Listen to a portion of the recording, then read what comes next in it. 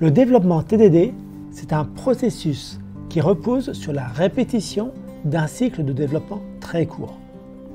Il est basé sur le concept de tester d'abord de l'extreme programming, XP. Ce concept encourage une conception simple avec un haut niveau de confiance. Un processus de TDD, c'est le suivant. Tout d'abord, c'est écriture d'un test, puis exécution de tous les tests. Ensuite, c'est l'écriture du code d'implémentation, puis à nouveau exécution de tous les tests. Et à la fin, on fait une opération de refactoring. Ce processus est souvent appelé Read, Rinse, Refactor. Alors, lorsque l'on écrit des tests, l'implémentation n'est pas encore faite. Nous sommes donc dans l'état rouge, les tests échouent. Si les tests réussissent, cela signifie que c'est un faux positif. Il faut changer le test pour le faire échouer. Une fois l'implémentation effectuée, les tests devraient passer. Si certains tests échouent, l'implémentation n'est pas correcte. Une fois que tous les tests passent, eh bien, vous devez remanier le code pour l'optimiser.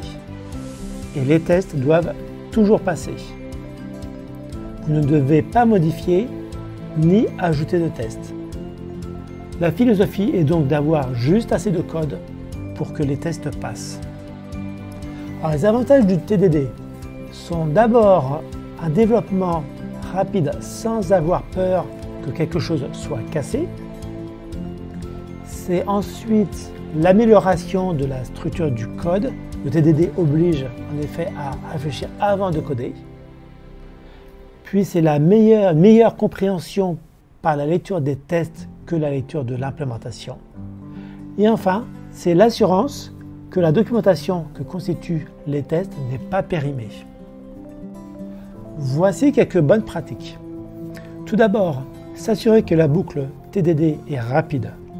En effet, il ne faut pas passer trop de temps à écrire un test ou une implémentation. Ensuite, refaire autant que nécessaire. L'objectif est de ne pas avoir peur de casser le code. Ensuite, afin de maintenir un temps d'exécution très rapide, c'est-à-dire de quelques secondes à quelques minutes, il est nécessaire de moquer les dépendances externes, comme les bases de données, les appels réseau, etc. Une autre bonne pratique est de structurer le code pour faciliter le mocking. Et si possible, utiliser un observateur, c'est un watcher, pour détecter tout changement dans le code et exécuter les tests.